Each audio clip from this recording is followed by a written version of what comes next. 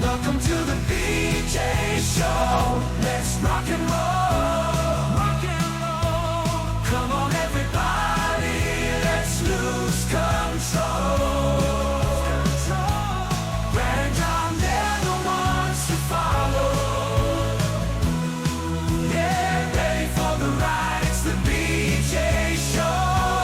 BJ Show. You know, there's an interesting line to that song, our jingle. It says, they're the ones to follow. Now, John, normally in a parade, what's the very first vehicle you see in a parade? A Cadillac convertible. No. Think about it for a minute. The very first vehicle is usually a police car, right? The very first vehicle. Okay, that's true, yeah. Police car. Okay. So they're the ones to follow. So why were the police behind me? I thought I thought they were celebrating our show, and there was a police car behind me instead of in front of me. You know what I'm saying? I mean, and with sirens blaring. Yeah, and it had lights going and a whole bit. And they were saying, "Car 54, where are you?" And it's an upgrade from the people that usually follow you, which have little sweepers and buckets. Brad. Well, here's the interesting thing. He pulled me over, and the officer walked up to the window, and I said to him, "Do you know who I am?" And he says, "No, I don't." I said, "I'm John Combest." And he says, "Well, excuse me, sir. Just go on your merry way. Have a good day, sir." And then he realized that he was 114 years old, and he's like, "Didn't I pull you over after one of your shifts at Steak and Shake in the 1970s?" That's John Combest, C-O-M-B-E-S-T, every single day for 22 plus years, coming up on 23. He puts together a list of all the big stories in the state of Missouri, although I will tell you, I looked at it this morning, and I think he's missing a big one, but that's a whole other story. But oh, no, I bet it doesn't have to do with Missouri. Go ahead. It does have to do with Missouri. Well, we'll figure it out. We'll talk about it. Let's get into the top three. It has to do with Missouri on two different fronts. And every morning we start off the show with this guy who comes in the studio, and what does he do? His job is to do what? We're on our way to the number one. He's counting them down, and he starts off with... In third place. Clear your calendar, Brad. A couple very important dates for live music in St. Louis. You say, John, what does this have to do with politics? Oh, thanks to the Post-Dispatch, it has everything to do with politics. An inspirational story today in the Post-Dispatch. The headline is, St. Louis bands use music to create safe spaces for the LGBTQ plus community. This is brought to us by a content creator called Nina Giraldo. And I looked it up, and she was an intern, it appears, last year for the Riverfront Times. And this young woman is a student at Washington University. I call her a woman. I'm gender stereotyping. She appears to be a woman, but who knows? And speaking of gender benders, the first group that we're going to talk about, Brad, and probably the most important one, is a group called either the Hot Trails or the Ho Trails. I can't tell how you pronounce it, but they are a trans-led group. And their mission, as we celebrate Pride Month this month, Brad, their mission is to spread the word of LGBTQ, IA, asterisk, etc., tolerance, diversity. And my favorite quote from them, the lead singer is a trans, and he says that they're not afraid to kick people out of their concerts that they have a feeling are not being diverse enough. And they say that so my favorite part is they said that they're thinking about putting together an album, which, by the way, if anybody ever comes to you and says, we hope to do something, just stop them right there and say, you won't. Because if you cared about it and you were serious, you would already do it. But they hope to release a full album by the end of the year. Here's the kicker, Brad, and I want you to try to explain this to me. This pro-trans group, they said, they hope to release a full album by the end of the year that includes songs about Palestine. So I'm assuming they're celebrating Palestine culture. And the anti-trans laws circulating state legislatures. Now, do you see anything ironic about that, Brad? Well, let me go back to a minute. Let me go drop back a minute. Okay. This is what always cracks me up. We have DEI, which stands for diversity, equality and inclusion, correct? Isn't that what equity, it is? Yeah, equity. Okay, equity, inclusion. Okay, didn't you say that if there is someone in the crowd that's not totally down with their message, they're going to kick them out? Yeah, and they've actually said that they stopped short of saying they have jumped people before.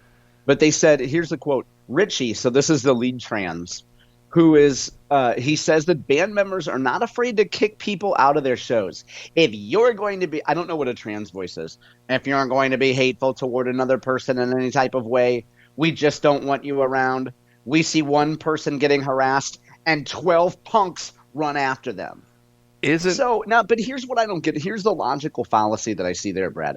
If you're going to, by the way, they play, do you want to guess the, you can't guess this. Do you want to try to guess the name of the venue where they play most of their gigs? Well, first off, let me ask a question. By what you just quoted, isn't that exclusionary behavior?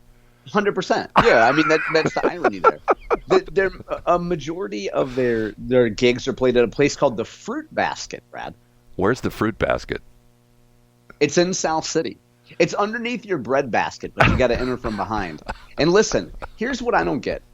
If you're coming to, pardon the expression, if you're coming to a place where a group of self-identified queers and trans are playing, I have a feeling that you're not going to be coming there wearing something offensive like a cross.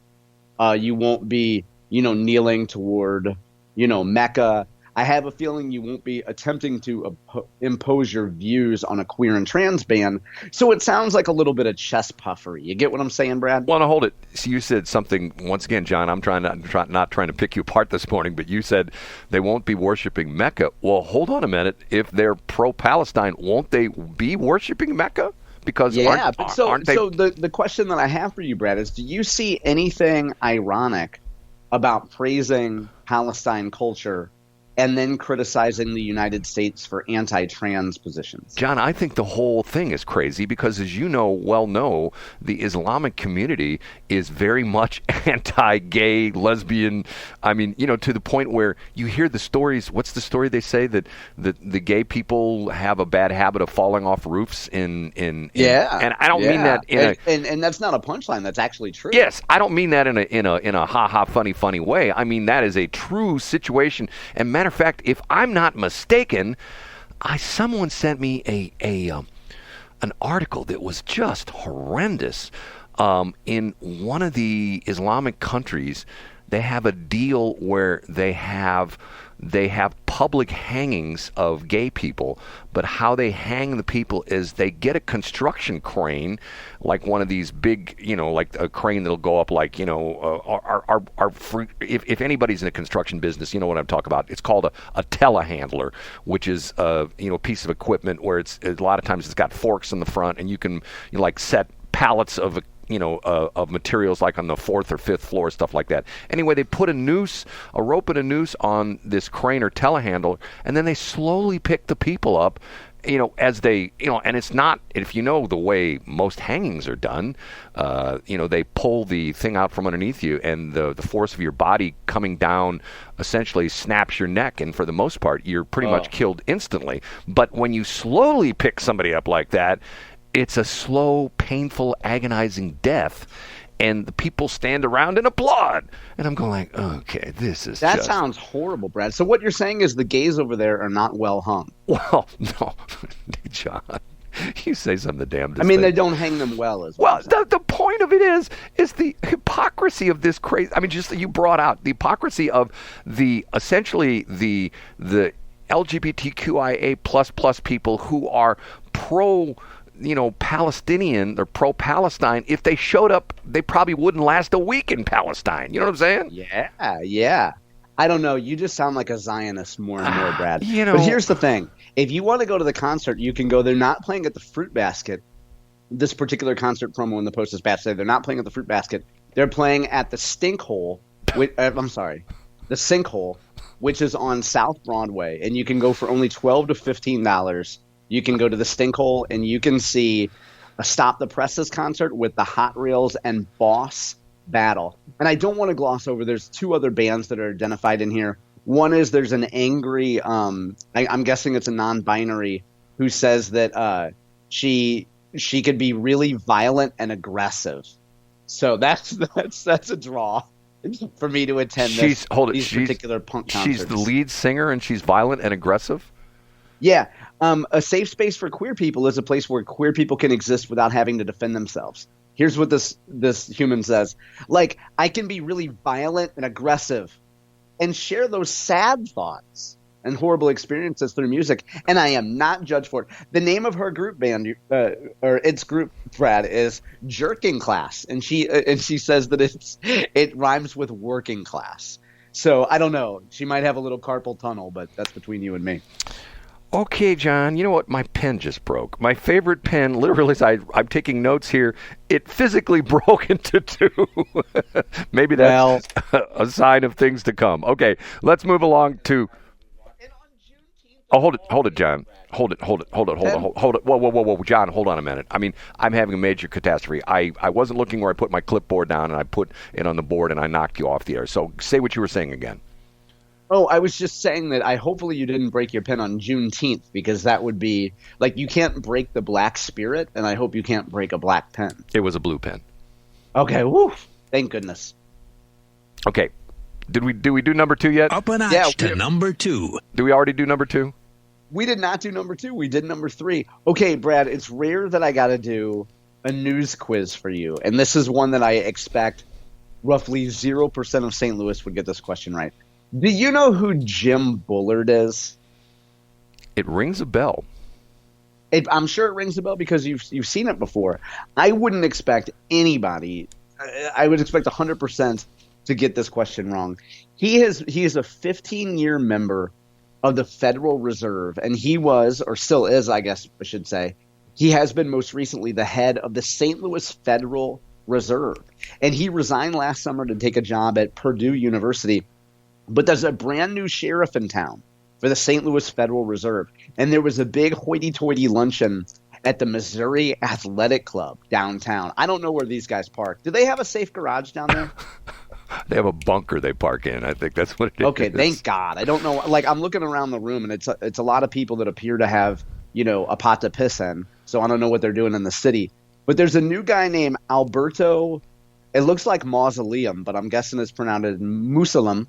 And he is the new president of the St. Louis Federal Reserve. The key takeaway, Brad, is that he says, you know how the Biden administration is saying that, inflation is essentially zero and there's no inflation. The head of the new St. Louis Fed says that inflation is improving, but it's overall, quote, more sideways than down. I read that. So I thought that was interesting. Thanks for coming out. Thanks for the news flash that inflation has not gone away.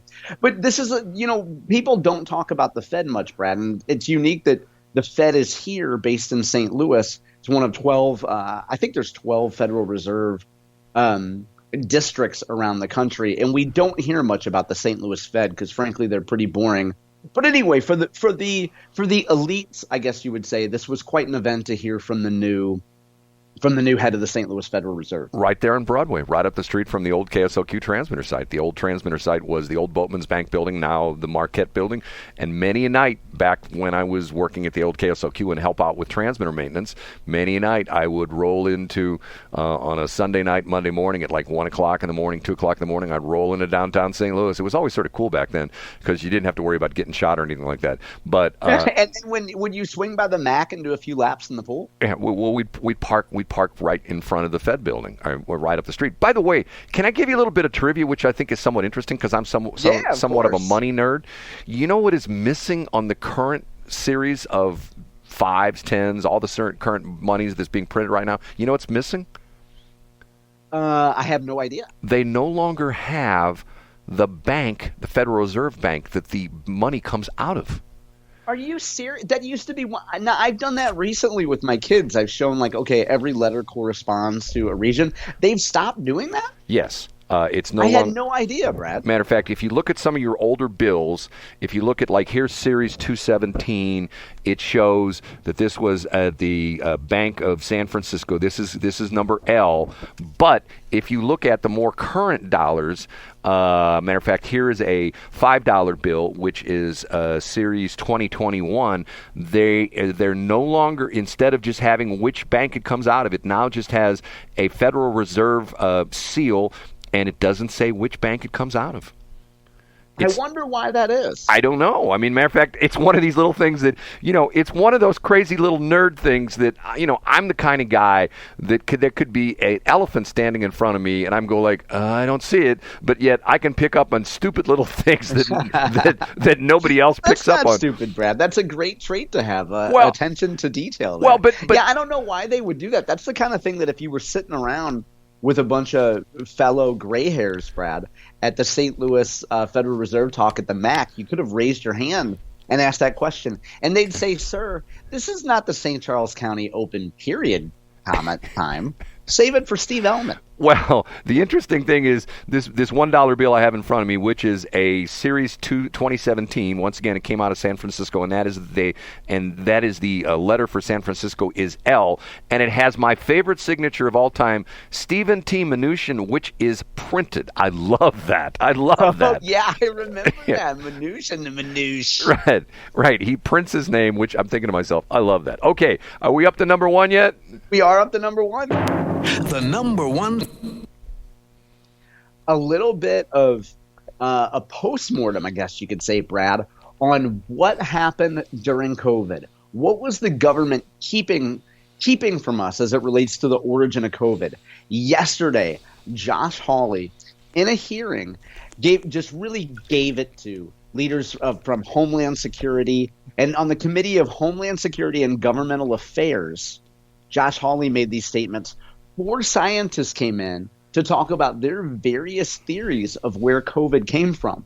Josh Hawley's whole point was last year Congress passed a bill declassifying a bunch of paperwork, a bunch of documents that, according to Hawley, showed that the government knew way more about the origins of COVID and had more detailed theories and some proof points about where the origin of COVID-19 was, and that the government has not provided that, has not been open and transparent about where COVID came from. To pair nicely with this, Brad, as I do on occasion, I have linked today, the number 2 link on my website today, is a piece from Washington University. And it's from the summer. I shouldn't say the summer. It's from the spring. It's from early June of 2020. And the headline is addressing rumors, conspiracy theories related to coronavirus. And in this podcast, these WashU experts were able to laugh off and easily dismiss the ridiculous conspiracy theory that COVID-19 might have even escaped from a lab in Wuhan. People were calling it the Wuhan virus or the China virus. That's surely not what happened. So thankfully, the pointy heads at WashU Med School were able to tell us that this was all just a conspiracy theory and that if you believe it, you're an idiot. So I have a link up to that today, Brad, just for posterity's sake. Are those any of the same people that signed that document? 51 people that signed the document that said that the Hunter Biden laptop was Russian disinformation. Are they? I wonder if they're the exact same people. And what I did was I copied their signature, and then I went back in time when I was 13. And then I got some gender hormones. I told them I was a woman and I needed some testosterone because at 13 I needed a little boost, Brad. I wasn't catching up to the curveball at that speed. But yeah, they're the exact same people that said that sided with Hunter Biden there. The crazy thing about that whole thing is that some of those guys, and I know we're mixing 2 stories together, and I'm being a little bit facetious when I throw that in, but some of the same guys that signed that letter, and this was the thing right before the election, saying this is Russian disinformation, this is not Hunter Biden's laptop. Some of those guys are still standing by their original assertion, even though the evidence was introduced in the Hunter Biden gun case last week by the federal prosecutors. Yeah. In other words, it's now been settled law, or whatever you want to call it, not necessarily settled law, but in other words, it is now agreed by the government that Hunter's laptop was, in fact, Hunter's laptop. And you go like, yeah. Okay. And once again, the interesting thing about that is I heard a guy in another station. I listen to so many different stations. He said that what the Republicans do, the Republicans should take all 51 of those people that signed that letter and do exactly to them what they've done to Trump. Sue them for, essentially meddling with an election. There's an official term for that, because of the fact that the idea being was that happened all before the election of 2020, and the idea was that letter came out to tamp down the idea that, well, there's no way that Hunter Biden, there's no way that Joe Biden and his son could be doing these kind of things. That's got to be Russian disinformation, that kind of thing. Yep. And it turned out Absolutely. it wasn't. Man, I tell And you. as we go into, I know we're up against break, just for the sake of JohnCombest.com readers, Brad, I want to make sure that I get up any article that I've missed this morning. Can you give me a teaser on what I missed so that in the commercial break I can add it?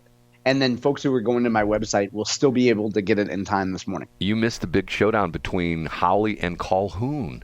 Josh Hawley had Calhoun, who is the CEO of Boeing, on there, and what's interesting. And no, it's at the very bottom of my website, Brad. I've had it up. You have to scroll down to the opinion section, Brad. It's by the New Republic. I have it covered by a gentleman from the New Republic. I didn't see it. Did you just put it up there? It's on there. Okay. No, I had it up at 6:30. Well, that was a pretty big deal because Hawley, in his typical style, just dismembered Calhoun, and obviously we have a lot of people in the St. Louis area. And interestingly enough, I've actually heard the soundbite that Calhoun apologized to the public for the people who were killed in the two 737 MAX accidents. I saw that on Twitter too, Yeah, Brad. Yeah, so folks can read that. It's a gentleman named Hafiz Rashid from the New Republic, and there's an Onion headline that says the worst person in the world makes a good point, and this guy from the New Republic essentially said Josh Hawley is terrible, and he makes a great point about Boeing. Well, you know what? I have to tell you.